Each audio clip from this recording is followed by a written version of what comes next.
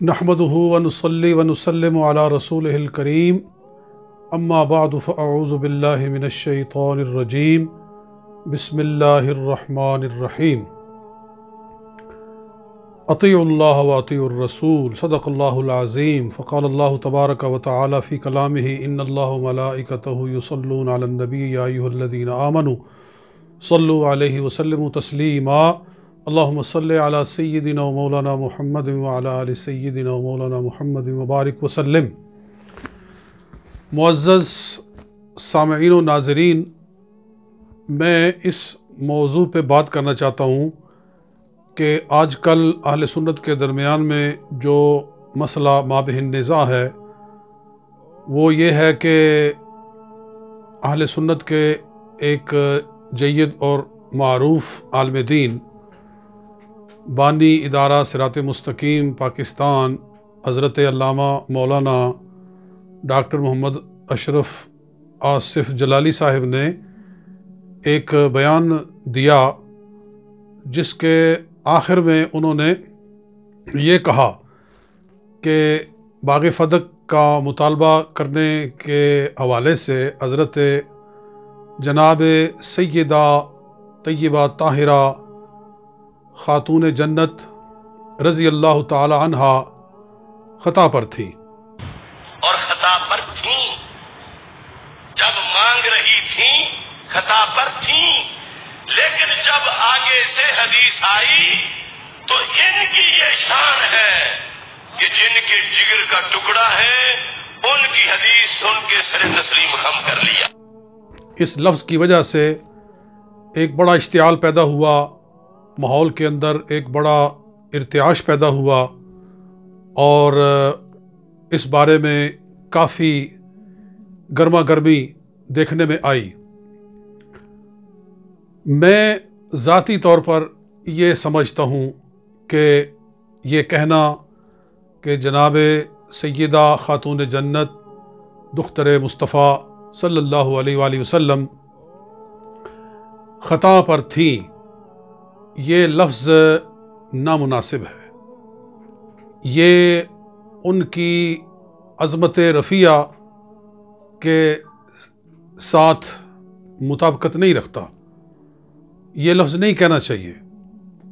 बाकी उन्होंने जो मौक़िफ़ बयान किया है बाग़ फ़दक के हवाले से वो वही है जो अहले सुन्नत व जमात का शुरू से चला आ रहा है, वो बिल्कुल सही है, उसकी हम तईद करते हैं। लेकिन ये लफ्ज़ कहने की ज़रूरत ही नहीं थी। मैं भी ज़िंदगी गुज़र गई है बाग़ फ़दक पर गुफ्तगू करते हुए, लिखते हुए और टीवी पर बहुत सारे डिबेट्स में हिस्सा लेते हुए, लेकिन कभी भी ये कहने की नौबत नहीं आई। दीगर उलमाए किराम भी हमेशा से इस मौजू पर गुफ्तगू करते आए हैं, शियों का रद्द करते आए हैं। शियों का जो मौक़िफ़ है वो बाग़ फ़दक की आड़ लेकर जनाब सिद्दीक़ अकबर रज़ी अल्लाह ताला अन्हो पर तबर्रा करते हैं, उनकी खिलाफत से इनकार करते हैं, बल्कि उनके माज़अल्लाह इस्लाम से इनकार करते हैं। मैं वो वापस करूँगा। काले तजदीद पहला मुजद्दिद इस्लाम में हज़रत उमर बिन अब्दुल शुमार होते हैं। काले तजदीद क्या है? कल नबी पाक की औलाद तड़पती रह जाए, क्या खिलाफत और क्या वलायत है, क्या मुसलमानियत है, उनको विरसे में मिला हुआ बाप था। उनका उलमाए किराम शुरू से जवाब देते आ रहे हैं, मगर कभी किसी ने ये कहने की ज़रूरत महसूस नहीं की, कभी किसी ने ये नहीं कहा कि जनाब सय्यदा ख़ता पर थी। तो ये लफ्ज़ पहली मर्तबा अल्लामा जलाली साहिब ने बोला है और ये नामुनासिब है। इसलिए इसमें कोई हर्ज नहीं है कि वो अगर ये कह दे कि मेरे जो मुहिब्बीन हैं, मेरे जो मुखलिसीन हैं, मेरे साथ जो प्यार रखने वाले हैं, जो मेरे काम को सराहने वाले हैं, मेरे जो तलामिज़ा हैं, अगर मेरे चाहने वालों में से किसी को मेरे इन लफ्ज़ों से तकलीफ़ हुई है تو میں اپنے تمام دوستوں سے، تمام احباب سے، تمام صحیح العقیدہ اہل سنت و جماعت سے ان لفظوں پر معذرت کرتا ہوں اور ان الفاظ کو واپس لے لیتا ہوں۔ تو اس میں ان کے علمی مقام میں کوئی فرق نہیں آئے گا، ان کی عزت و عظمت میں اور اضافہ ہوگا، اور ایک فتنے کا دروازہ بند ہو جائے گا، ایک جو آگ لگی ہوئی ہے وہ بجھ جائے گی، اس میں کوئی حرج نہیں ہے۔ اور پھر ایک اور بات میں عرض کرنا چاہتا ہوں کہ خطا پر اسے کہا جائے جو اپنی خطا جو کہ اپنے موقف کے اوپر ڈٹے، جو اس کا موقف ہے اس کے اوپر وہ ڈٹ جائے۔ جناب سیدہ خاتون جنت رضی اللہ تعالی عنہا نے تو سرکار دو عالم صلی اللہ علیہ وسلم کی حدیث مبارک کے قبول کرنے میں ایک لمحے کا بھی توقف نہیں کیا، کہ انہیں معلوم نہیں تھا۔ بس اتنا ہی جلالی صاحب کو بھی کہنا چاہیے تھا، جیسے کہ علماء کرام شروع سے کہتے آ رہے ہیں کہ ان پر حضور صلی اللہ علیہ وسلم کی حدیث مبارک پیش نہیں ہوئی تھی، اور جب ان کے سامنے حدیث مبارک آئی تو انہوں نے ایک لمحہ تاخیر کیے بغیر اس کو قبول کیا۔ بس اتنا ہی کہہ دینا کافی ہے، یہی موقف ہے اہل سنت و جماعت کا۔ تو جب انہوں نے اپنے موقف پر کوئی اصرار کیا ہی نہیں تو پھر ان کو خطا پر کہنے کی ضرورت ہی کیا ہے؟ اور میرے سامنے یہ حدیث ہے، یہ مسند احمد بن حنبل جلد اول صفحہ نمبر 4 پر، کہ ارسلت فاطمہ تو الی ابی بکر، یہ ابو بکر صدیق رضی اللہ عنہ سے مرویات جو حدیثیں سب سے پہلے وہ صدیق اکبر کی مروی حدیثوں کو لے کر آئے ہیں۔ تو جناب خاتون جنت حضرت فاطمہ زہرا رضی اللہ تعالیٰ نے حضرت ابو بکر صدیق کو پیغام بھیجا فدق کے حوالے سے۔ یہ بھی ایک واضح ہو جانا چاہیے کہ پیغام بھیجا تھا، خود نہیں گئی تھی، یہ غلط بات ہے۔ ان کو کیا ضرورت تھی کہ وہ مردوں کے مجمع میں جا کر کھڑی ہو کر اپنے فدق کے لیے، اپنے مال کے لیے وہ اس طرح سے استغاثہ کرے؟ یہ بالکل ان کی شان کے خلاف باتیں ہیں۔ حدیث کے الفاظ یہ کہ انہوں نے پیغام بھیجا۔ بہرحال جب انہوں نے، ابو بکر صدیق نے فرمایا کہ انی سمعت رسول اللہ صلی اللہ علیہ وسلم یقول ان اللہ عز وجل اذا اطعم نبیا طعمة ثم قبضه جعله للذی یقوم من بعدہ، کہ اللہ تعالیٰ کے رسول پاک صلی اللہ علیہ وسلم سے میں نے خود سنا کہ جب کوئی نبی دنیا سے جاتا ہے تو وہ اپنے مال کو صدقہ کر دیتا ہے، تو وہ مال اس کی وراثت نہیں ہوتی۔ جب یہ کہا تو دیکھو جناب خاتون جنت نے کیا ارشاد فرمایا، فقالت فانت وما سمعت من رسول اللہ صلی اللہ علیہ وسلم اعلم، کہ اے ابو بکر صدیق جو آپ نے سنا رسول پاک صلی اللہ علیہ وسلم سے وہ آپ بہتر جانتے ہیں، یعنی اعلم منی، آپ مجھ سے بہتر جانتے ہیں۔ میں نے یہ حدیث نہیں سنی، آپ مجھ سے بہتر جانتے ہیں، آپ کا اس بارے میں علم زیادہ ہے، لہٰذا میں اس پر اب کوئی اصرار نہیں کرتی۔ تو یہ حدیث پاک بالکل صاف ہے کہ انہوں نے اصرار کیا ہی نہیں، قبول کیا ہے۔ رسول اللہ صلی اللہ علیہ وسلم کی حدیث سن کر انہوں نے سر تسلیم خم کر دیا ہے، پھر یہ کہنے کی کیا ضرورت ہے کہ وہ خطا پر تھی؟ میں اس کی ایک مثال دیتا ہوں کہ ہم کہتے ہیں کہ حضرت امیر معاویہ رضی اللہ تعالیٰ عنہ جناب مولا علی المرتضیٰ شیر خدا رضی اللہ تعالیٰ عنہ کے مقابلے میں خطا پر تھے۔ کیوں ہم کہتے ہیں؟ اس لیے کہ وہ اپنی خطا پر انہوں نے اصرار کیا۔ بے شک خطا ان کی اجتہادی ہے، لیکن اس خطا سے انہوں نے رجوع نہیں کیا، وہ اپنی خطا پر قائم رہے۔